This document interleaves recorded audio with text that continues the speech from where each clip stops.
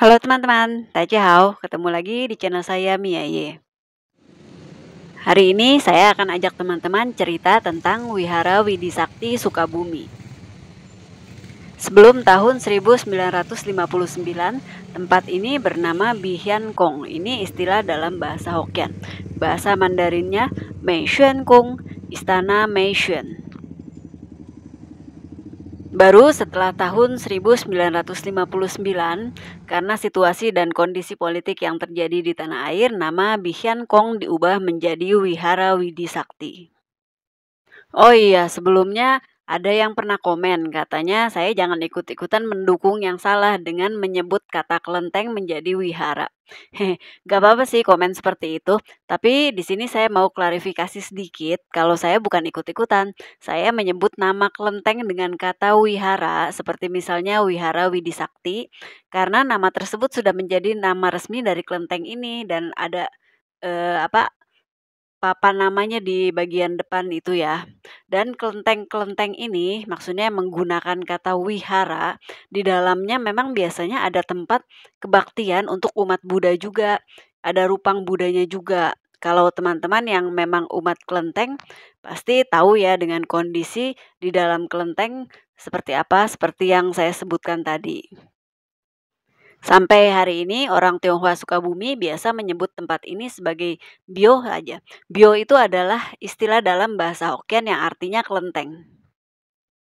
Dewa utama yang ada di kelenteng ini adalah Xuan Tan Kong atau kalau dalam istilah Hokkien disebut sebagai Hian Tan Kong.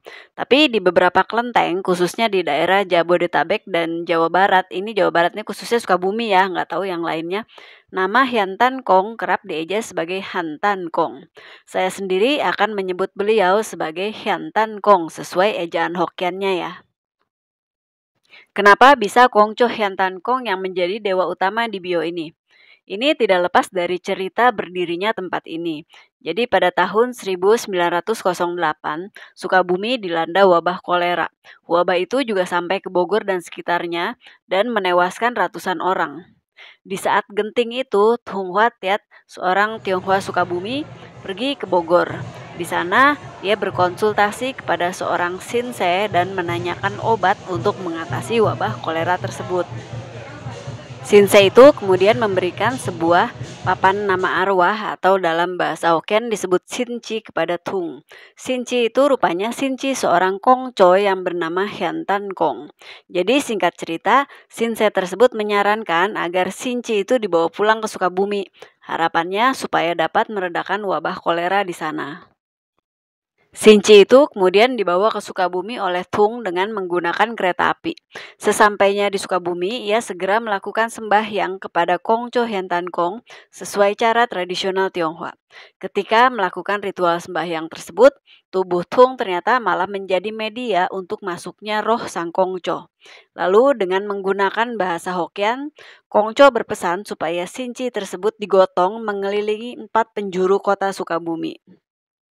Mendengar pesan itu, warga Tionghoa sepakat untuk mengumpulkan dana demi terlaksananya pesan Kongco. Situasi saat itu mirip dengan perayaan Cap Gome. Kongco digotong, lalu setelah digotong, wabah kolera tersebut berangsur-angsur mereda. Karena merasa tertolong, orang-orang Tionghoa menginginkan supaya Sinci tersebut disimpan di Sukabumi, maka mereka meminta izin kepada pemiliknya yang sebelumnya. Sejak itu, semakin hari semakin banyak orang yang bersembahyang kepada Kongco Hian Tan Kong. Suatu malam, salah seorang anggota keluarga Tung bermimpi didatangi oleh Kongco Hian Tan Kong yang mengatakan bahwa beliau setuju untuk tinggal di Sukabumi. Ia juga dipesankan untuk melemparkan kayu kepada gulungan angin ribut yang akan menerpa kota itu. Singkat cerita, ketika angin ribut datang melanda Sukabumi, maka dilemparkanlah sebuah toya atau tongkat panjang ke arah gulungan angin tersebut. Setelah angin reda, toya tersebut dicari-cari dan ditemukan di daerah Odeon. Warga Tionghoa akhirnya sepakat untuk membangun sebuah kelenteng kecil di tempat toya tersebut ditemukan. Kelenteng itu dimaksudkan untuk tempat bernaungnya Rupang Kongco Hian Tan Kong. Setelah selesai dibangun sekitar tahun 1910 sampai 1912, kelenteng tersebut diberi nama Bihian Kong. Karena adanya tempat ibadah itu, warga Tionghoa mulai menyebar ke arah selatan dan bermukim di sekitar Bihiankong ini. Pas saya ambil video ini pas acara Jitme ya teman-teman, makanya suasana di sini lagi ramai sekali. Sebelum mulai menyalakan hyo, kita bisa pasang lilin dulu, lalu ditancapkan di kanan kiri altar Yu Huang Shangti. Seperti juga terdapat dalam tata cara sembahyang beberapa kepercayaan yang lainnya, lilin memang biasa ditancapkan pada saat bersembahyang atau berdoa. Tujuannya sebagai penerang supaya doa-doa atau harapan kita dapat sampai ke langit. Kalau mau sembahyang di sini, hyo yang digunakan cukup 6 batang saja. 3 batang yang pertama ditancapkan sesudah bersoja kepada Tuhan Allah, yang biasa disebut sebagai Tian Kong atau Ti Kong, atau juga seperti yang tertulis di sini adalah Yu Huang Shangti. Sebelumnya saya sudah pernah bikin video tentang Yu Huang Shangti atau juga bisa disebut sebagai Yu Huang Tati. Yu Huang Shangti artinya Kaisar Giok atau Kaisar Pualam.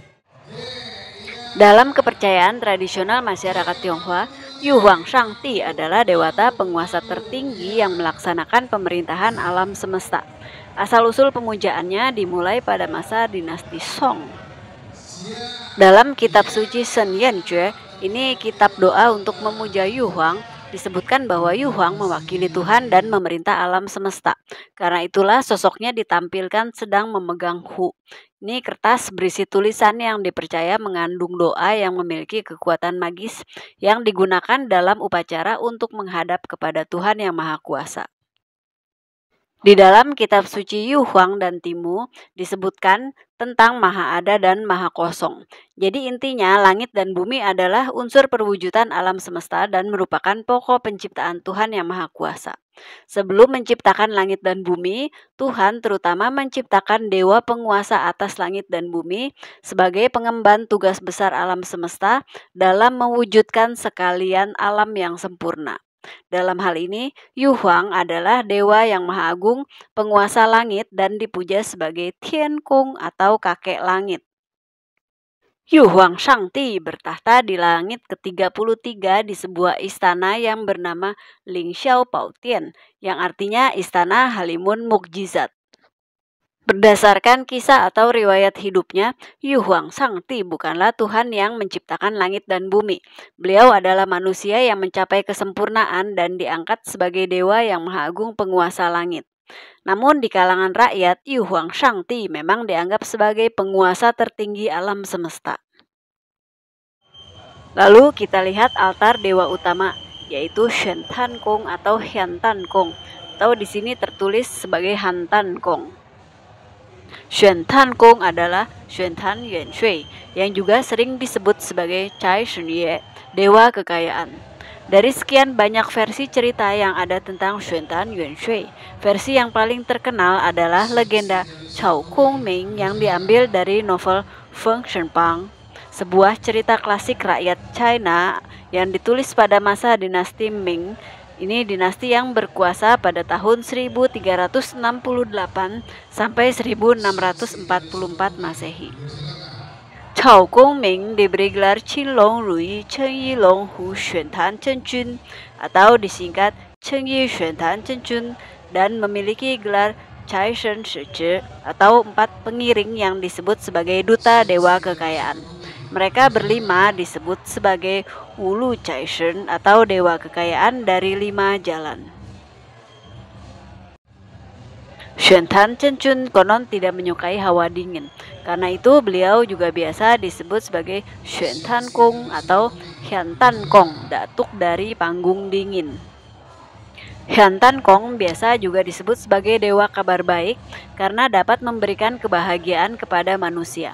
Beliau dipercaya dapat membantu mereka yang sedang mengalami kesulitan sehingga mendapatkan kebahagiaan. Karena itu beliau disebut sebagai dewa rejeki. Cerita tentang dewata yang satu ini juga pernah saya buatkan video lengkapnya ya. Jadi di sini saya cerita singkatnya aja. Dan altar yang ada di video ini kosong karena kongconya sudah dipindah ke Joli dan digotong untuk acara Jitme. Lalu altar besar di samping kanan dewa utama adalah altar Kuan Yin Pusa, Kuan Im Posat atau dalam istilah Hokkiannya ya. Ini dewata yang berasal dari India dan dibawa ke Tiongkok oleh seorang biksu India bernama Kumara Jiva. Mulanya dewata ini bernama Avalokiteswara, lantas diterjemahkan oleh Kumara Jiva menjadi Kuan Shein, artinya bodhisatwa yang mendengarkan dan melihat penderitaan para makhluk, yang terdapat dalam kitab Fa Hua Qing. Kalau diartikan satu persatu dari namanya, Kuan adalah melihat atau merenungi. She artinya dunia, alamnya orang yang menderita.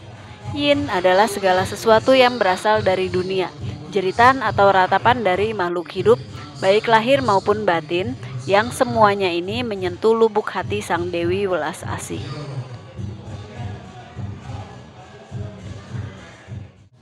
Altar besar di samping kiri, kalau dilihat dari depan ya, adalah altar Kuan Kong.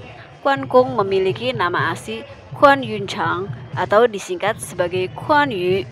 Beliau adalah seorang panglima kenamaan yang hidup pada zaman Shan Kuo. Ini kurang lebih dimulai pada tahun 184 Masehi dan berakhir pada tahun 220 Masehi. Kalau dalam istilah Hokkiannya, Shan Kuo ini disebut sebagai Samkok. Sebagai dewata, Kuan Yu atau juga disebut sebagai Kuan Ti dipuja oleh kaum Taois sebagai dewa pelindung malapetaka peperangan.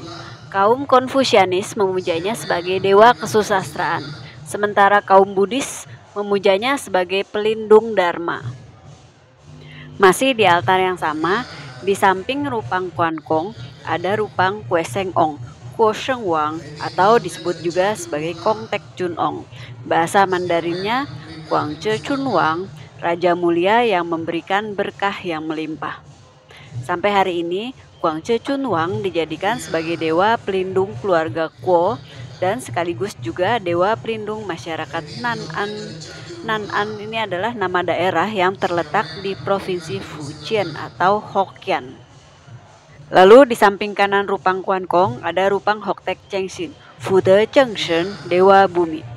Dewa bumi bertugas menjaga rakyat supaya hidup aman dan bahagia. Beliau juga mengingatkan mereka, rakyat maksudnya, untuk selalu berbuat baik dan mencatat perbuatan jahat. Beliau dianggap sebagai dewa pelindung oleh kaum petani, sementara kaum pedagang menganggapnya sebagai roh suci yang memberikan rejeki. Di antara altar Kuan Kong dan Hian Tan Kong, ada juga altar Ho Chang Chun atau dalam bahasa Hokkien disebut sebagai Ho Chang Kun, jenderal harimau yang merupakan tunggangan para dewa. Dalam cerita legenda, dewa yang menggunakan harimau sebagai tunggangan antara lain adalah Hian Tan Kong dan Hok Tek Cheng Sin. Maka itu mungkin altar ini diletakkan di antara rupang atau kimsin dari kedua kongco tersebut. Dalam budaya Tionghoa, harimau memiliki makna kekuatan dan keperkasaan.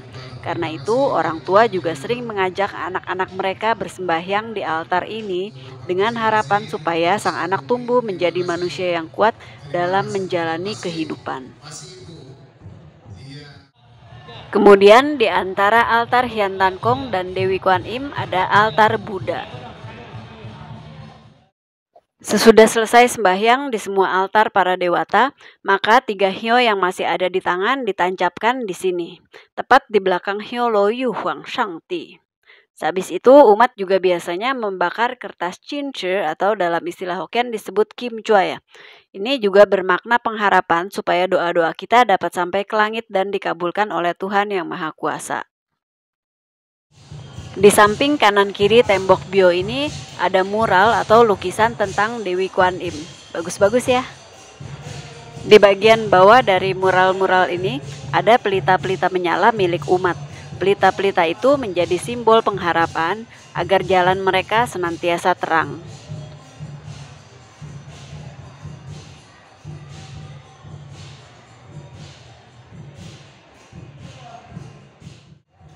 Nggak semuanya tentang Dewi Kuan Im sih, ada juga para dewata yang lainnya.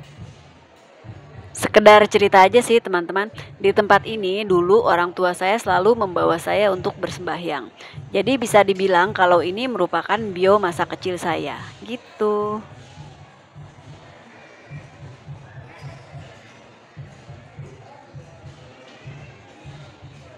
Nah, sekian dulu video kali ini dari Wihara Widi Sakti Sukabumi. Kalau ada masukan atau ada yang kurang dalam cerita saya, silahkan ketik di kolom komentar di bawah ini. Jangan lupa juga like, subscribe, dan share sebanyak-banyaknya kalau kalian menyukai video ini. Sampai ketemu di video berikutnya. Xie xie daja, 再见.